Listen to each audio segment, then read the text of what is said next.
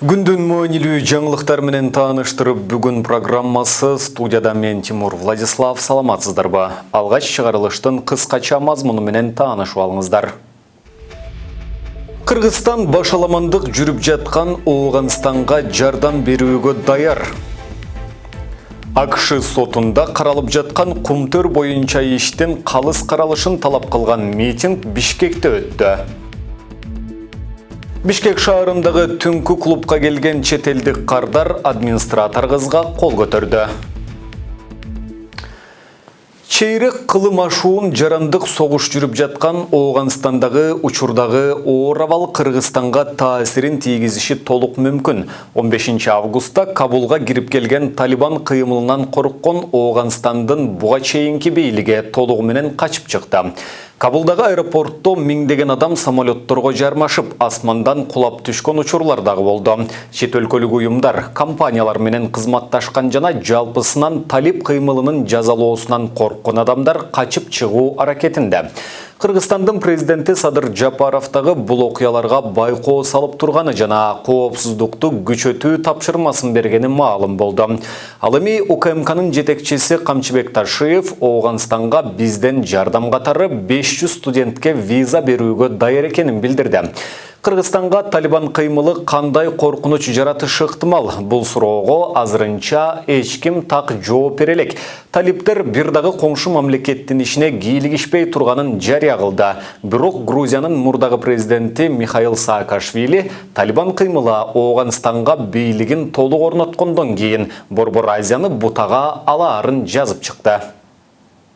Кыргызстан менен Россиянын тышкы иштер министрлери Сергей Лавров менен Руслан Казакбаев Бишкектеги соода борбордо болгон чуулуу окуяны талкуулады. Бул тууралуу Россиянын тышкы иштер министрлиги билдирди.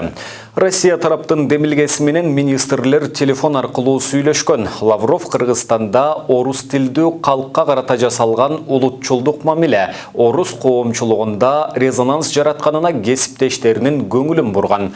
Министр Кыргыз Республикасынын бийлик органдарын биздин мекендештердин ар-намысын жана укуктарын тебелетпөө үчүн мындай окуяларга ыкчам түрдө реакция кылууга чакырды деп жазылат Россия Федерациясынын тышкы иштер министрлигинин билдирүүсүндө.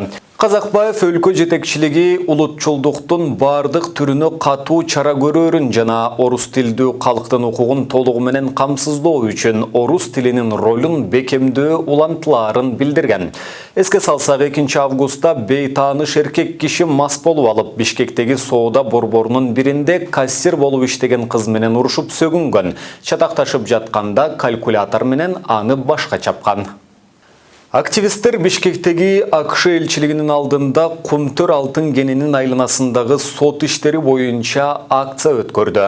Алар кумтөр кенин иштеткен канадалык Centerra Gold компаниясынын кумтөр Gold компаниясын банкрот деп таануу боюнча арызы Нью-Йорктогу сотто калыс каралсын деген талап менен чыккан.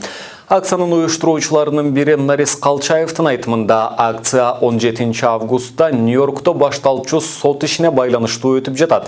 Кумтөр Gold компания жана Кумтөр Оперейтинг компаниялары АКШнын банкроттуулук жөнүндөгү федералдык кодексинин 11 бөлүмүнүн негизинде сотко кайрылганын алтын кенди иштетип келген Centerra Gold компаниясы 31 майда билдирген. Компания Нью-Йорктогу сот жараяна Кумтөр Gold компания менен Кумтөр Оперейтинг компанияга каршы бардык доолордун автоматтык түрдө убактылуу токтотулушун камсыз кылаарын маалымдаган.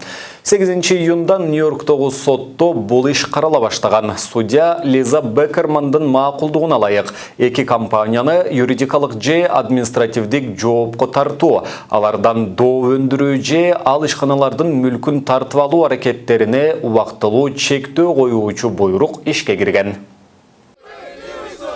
Американский суд – самый справедливый суд. Остров демократии.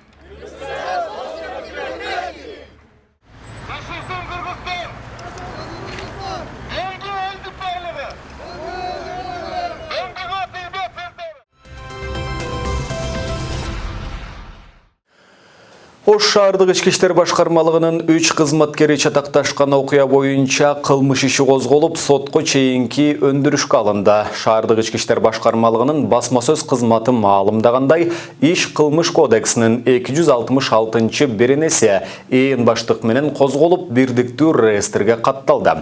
Ош шаардык ички иштер башкармалыгынын кайгуул кызматынын 3 кызматкери жана 4 адам катышкан чатак 26-июлда катталган. Курманжан Датка көчөсүндө унаа токтотуучу жай талашып чатакташкан милиционерлер ошол эле күнү Сулайман Тоо ички иштер бөлүмүнө жеткирилген. Наркологиялык экспертиза 2 милиция кызматкери спирт ичимдигин ичкенин аныктады. Жаңжалга катышкан милиция кызматкерлери кызматынан бошотулду деп жазылат маалыматта. Бул окуя боюнча Ички иштер министрлигинин ички коопсуздук кызматы иликтөө жүргүзүүдө. 16 августка караган түндө балыкчы Ананьева Каракол жолунун Корумда аймагында Мазда жана Ауди үлгүсүндөгү унаалар кагышып, Аудинин 24 жаштагы айдоочусу менен 20 жаштагы жүргүнчүсү каза болгон.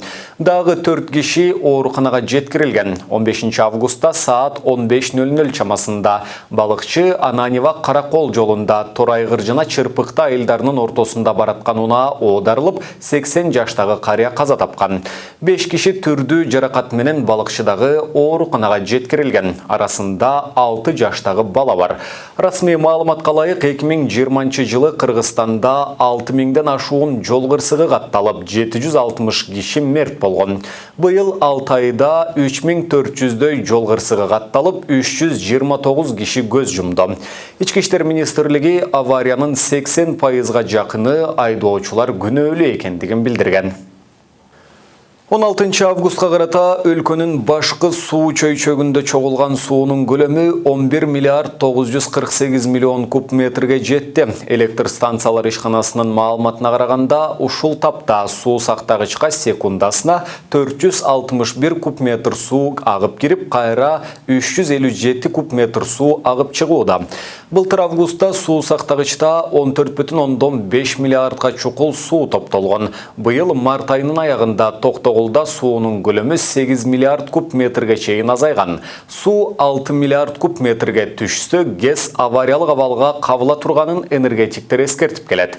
Энергетикалык коопсуздукту камсыздоо максатында быйыл август-декабрь айларында Түркмөнстандан 501,9 миллион киловатт-саат электр энергиясын сатып алуу боюнча келишим түзүлдү. Келишим президент Садыр Жапаровдун июндагы Ашхабадка жасаган расмий сапар учурунда жетишилген. Ошондой эле Түркмөнстандын жаратылыш газын сатып алуу боюнча сүйлөшүү жүрүп жатат. Бишкек шаарындагы түнкү клубка келген чет элдик кардар администратор кызга кол көтөрдү. Бул тууралуу видео социалдык тармактарга жарыяланды. Ленин райондук милициясынын маалыматы боюнча 3 август күнү ИР аттуу кыз таңкы саат 4:30 чамасында Чүй проспекти менен Турузбеков көчөсүнүн кесилишинде белгисиз жаран аны урганын айтып арыз жазган. Аталган факты кылмыш жана жоруктардын бирдиктүү реестрине 119-берене майда баштык менен катталып, тиешелүү экспертизалар дайындалган. Ишти андан ары териштирүү үчүн ошол эле күнү Ленин райондук кайгуул милициясынын кызматкерлери РХ аттуу Улуу Британиянын жаранын алып келишкен.